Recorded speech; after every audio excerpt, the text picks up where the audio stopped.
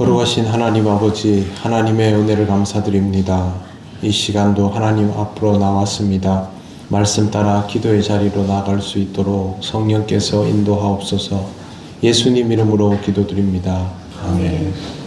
찬송가 565장 하나님께 찬양드립니다. 예수께로 가면 나는 기뻐요. 걱정 근심 없고 정말 즐거워. 예수께로 가면 나는 기뻐요. 나와 같은 아이 부르셨어요. 예수께로 가면 맞아주시고 나를 사랑하사 용서하셔요. 예수께로 가면 나는 기뻐요.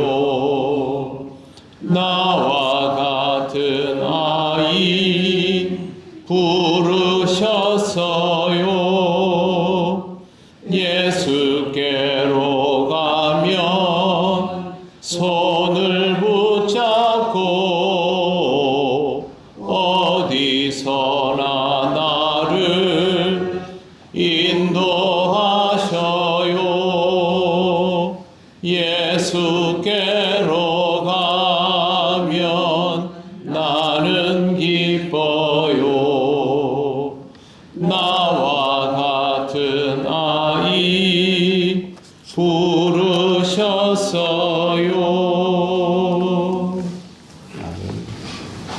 하나님 말씀 마가복음 10장 13절에서 16절입니다. 교독하겠습니다. 사람들이 예수께서 만져주심을 바라고 어린 아이들을 데리고 오매 제자들이 꾸짖거늘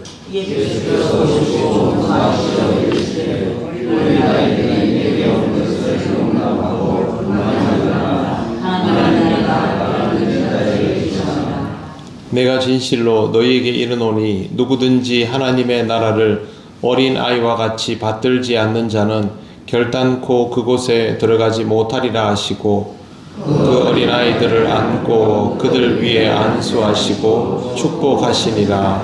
아멘. 네, 이 말씀은 우리가 자주 들여다보는 본문입니다. 우선 이 본문을 볼 때는 앞에 있는 구절을 먼저 의식을 하고 본문을 보아야 합니다. 10장 1절부터 나오는 내용을 보면 이혼에 관한 것들입니다. 1절에서 12절에 나오는 단어들이 이렇습니다. 아내를 버린다, 이혼 증서를 써준다, 둘이 한 몸이 될지니라, 하나님이 짝지어 준 것을 사람이 나누지 못할지니라, 아내를 버리고 다른 데 장가드는 자는 본처에 간음을 행하며 이런 이야기들이 나옵니다. 아이들과는 하등 상관이 없는 성인용이지요. 그렇다면 지금 예수님께서 가르침을 주시는 이 자리는 아이들이 고려되어 있는 자리가 아니다라는 것을 알 수 있습니다. 그런데 이 상황에서 부모들이 아이들을 데리고 예수님 앞으로 나왔습니다. 오늘 우리가 읽은 내용을 보면 사람들이 예수께서 만져주심을 바라고 라고 되어 있습니다. 유대인들은 좋은 랍비를 만나면 아이들을 축복해 줬으면 하고 이렇게 데리고 나오는 일종의 풍습 같은 게 있습니다.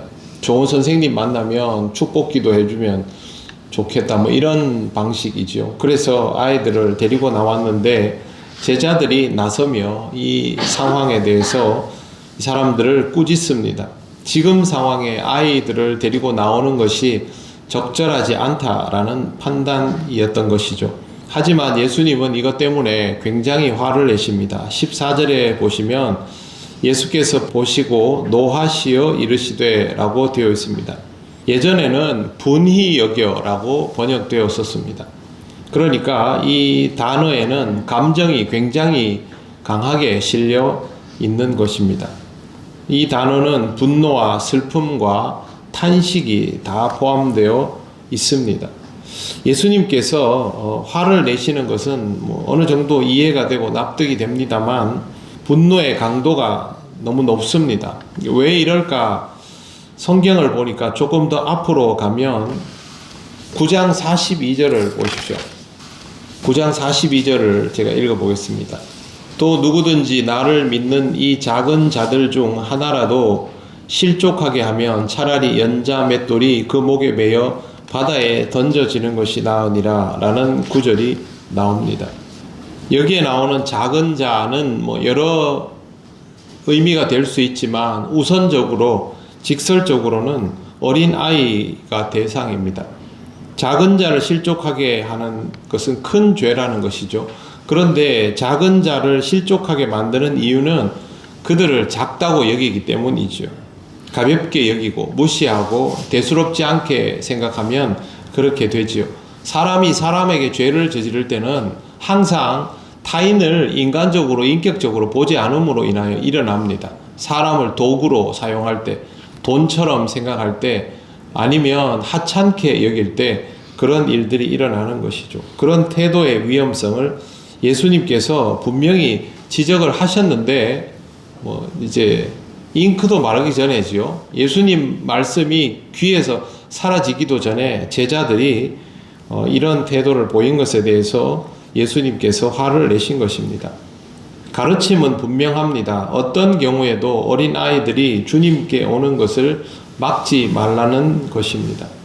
예수님께서 이런 말씀을 하시는 이유는 천국이 바로 이런 자의 것이기 때문입니다. 그런데 이런 자의 것이다 라는 말을 문자 그대로 해석하면 어린 아이의 것이 되는데요. 그런데 이런 자의 것에 대하여 이런 자 이렇게 하면 지시대명사가 되는데 이것이 독립적으로 사용되고 있습니다. 누구를 따로 지칭하는 게 아니라는 것이죠. 그러면 이런 자와 같은 이 됩니다. 그러니까 어린아이의 것이 아니라 어린아이 같은 자에게도 라는 해석이 가능해지는 것이죠. 제 해석이 아니고 주석가의 해석입니다. 그리고 저는 이 해석에 동의합니다.